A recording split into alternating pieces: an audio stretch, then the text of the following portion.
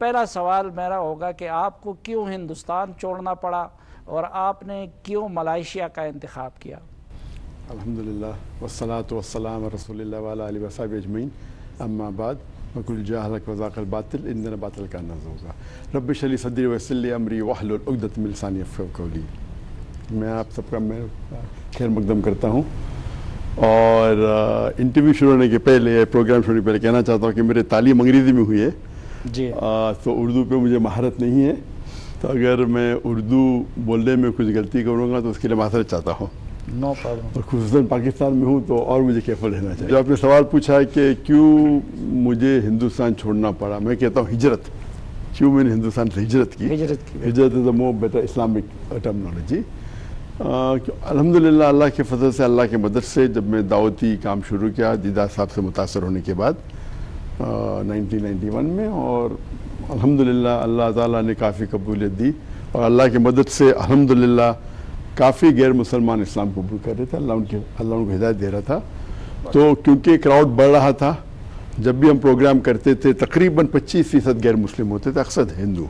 तो अगर 1 लाख का मजमा होता था तो तकरीबन 25,000 होते गैर मुस्लिम, अक्सर हिंदू। जब 10 लाख का मजमा होता था तो 2.5 लाख होते थे गैर मुस्लिम, अल्हम्दुलिल्लाह। और अक्सर जो गैर मुस्लिम मेरे प्रोग्राम देखते थे अक्सर में से मुतासिर थे, मोर देन 95%। कुछ मुशद्दिद होते थे जो शिद्दत पसंद थे, शायद मुझसे खुश नहीं थे।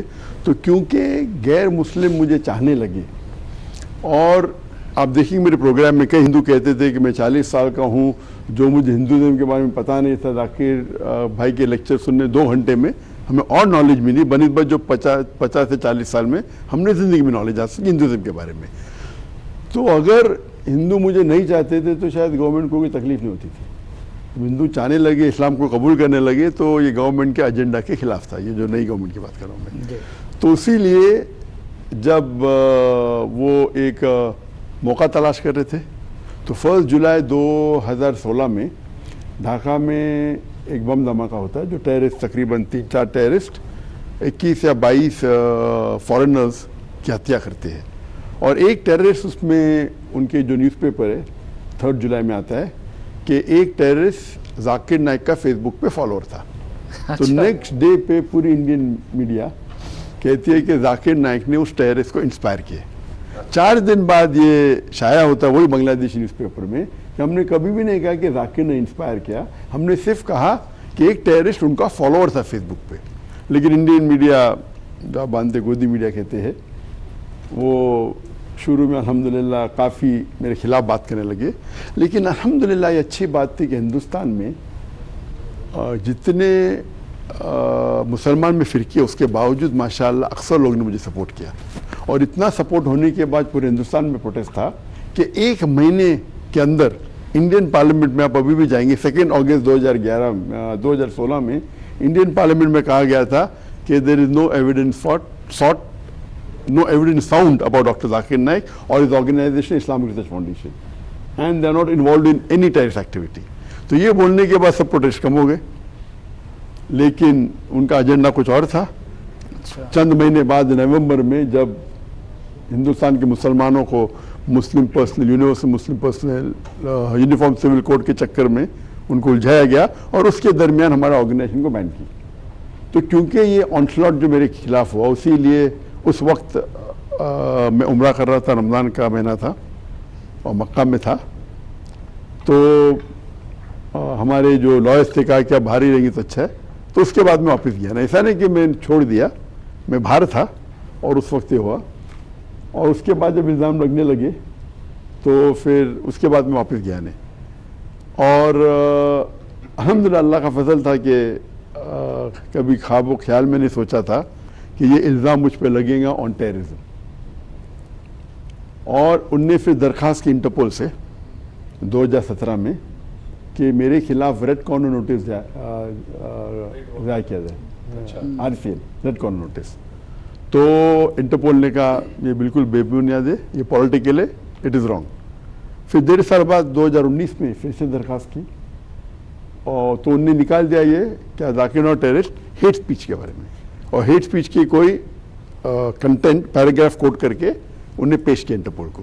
तो इंटरपोल ने बोला कि ये हेट स्पीच में आता नहीं, उसको दरखास्त को भी मुस्तरद कर दिया। उसके बाद फिर 2021 में एक नया इंटरपोल का रिक्वेस्ट था मनी लॉन्ड्रिंग के जाकिर नायक मनी लॉन्ड्रिंग कर रहे। And Interpol gave a very strong notice saying he is a religious speaker, he has the right to speak about his religion, he has the right to collect funds if he wants to collect funds, he is doing as per the law of the country, it is nothing but a political motive। ये बिल्कुल बेबुनियाद है। तो third बार interpole ने reject की कि बेबुनियाद है। और नॉर्मली अगर कोई गवर्नमेंट कोई मुसलमान के खिलाफ टेररिज्म के ऊपर अगर करती है कि नोटिस करो तो 99% में लॉयर्स कहते कि कर देते, लेकिन चूंकि मेरे इतने तकरीर मौजूद थे इंटरनेट पे, इट वाज ऑब्वियस, तो अल्हम्दुलिल्लाह वो नाकाम में भी। तो इसी वजह से भारत तो अल्हम्दुलिल्लाह अल्लाह के फजल से कोई तकलीफ नहीं, लेकिन उसके वजह से हिजरत करने पड़ा और अल्लाह के फजल से तकरीबन 15 ममालिक, उनके नाम नहीं लूँगा, वो चाहते थे कि मैं आके वहाँ सेटल हो जाऊँ ताकि वो मुझे सिटीजनशिप दे। और ये 15 ममालिक से मैं मेरे खुद के रिसर्च के मुताबिक मेरे नज़दीक मलेशिया जितने भी मुसलमान ममालिक है जो भी फ़िलहाल है, मेरे नज़दीक सबसे बेहतर था। एंड मलेशिया एक मेरे नज़दीक जितने मैं ट्रैवल किया हूँ is one of the few countries जहाँ ओपनली मुसलमान बात कर सकते इन support of the Islamic cause, whether it be Palestine, whether it be Rohingya, whether it be any issue on Islamic, you can take out a protest openly and the government supports you। Doctor साहब आपकी बड़ी following है पाकिस्तान में भी, Malaysia की तो बड़ी सिफात आपने बताई, पाकिस्तानी बड़े लार्ज हार्टेड है, पाकिस्तान में भी जितना अरसा रहेंगे तो वसील कल्बी का मुजाहरा इंशाल्लाह आपको ज़रूर मिलेगा। अदियान का तकाबुल आपका जो एक्सपर्टीज़ है, एक डॉक्टर साहब हम अक्सर पढ़ते हैं सैमुअल हंटिंगटन की थ्योरी है क्लैश ऑफ सिविलाइजेशन, और उसके अमली मुजाहरा भी अब देख रहे हैं, आपने अपनी गुफ्तगू में फ़लस्तीन का जिक्र किया, लगभग 1 साल होने वाला है फ़लस्तीनियों का कत्लेआम हो रहा है इसराइल की जानिब से, और अब लबनान और यमन भी उसके ज़द में आ गए हैं। जानना मैं चाहूँगा कि उन्हें तो मगरबी ममालिक की पुष्ट पनाही हासिल है, इस्लामी दुनिया की जानिब से भी मजम्मत होती है, एक आम मुसलमान जो ये जेनोसाइड को होते हुए देख रहा होता है वो क्या कर सकता है कि इसको रोका जा सके, क्योंकि उनमें एक फ्रस्ट्रेशन पाई जाती है, बेचैनी है, मायूसी। और मुसलमान क्या करना चाहिए इस सिचुएशन में, इसके ऊपर मैं तकरीर की हूँ, जिसका मौजू है 15 point action plan for the Muslim Umma in the cause of Palestine. 15 point 15 point का एक्शन प्लान जो मुसलमान उम्मा के लिए है, खुसूसन पैलेस्टाइन के लिए, और वो पूरा 15 करने की तकरीबन 1 घंटा लग जाएगा। तो I don't want to say that, just in brief minimum जो मुसलमान सबसे कम से कम मुसलमान कर सकता है वो तकरीबन मिनिमम दुआ तो कर सकता है।